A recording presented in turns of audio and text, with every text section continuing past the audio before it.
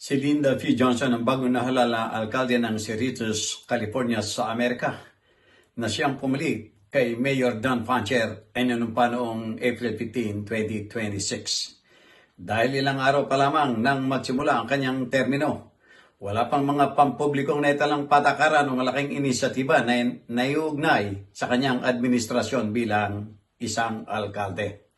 Gayunpaman, batay sa kanyang background at mga paunang pahayag sa publiko, narito ang mga kapansin-pansing tampok at inaasahang prioridad. Si Mayora Johnson, ang kauna-unang Filipinang alkalde sa kasaysayan ng Cerritos at isa siya sa mga nahalal na alkalde sa Los Angeles County na kumakatawan sa isang makabulang hakbang sa lokal na representasyon at pagkakaiba-iba. Bago naging alkalde, nagsilbi siya sa sangguniang panglungsod ng Cerritos mula noong 2022 sa kung saan ay siya ay nagtaguyod para sa pagpapaunlad ng abot-kayang pabahay na naaayon sa mga mandato ng Estado.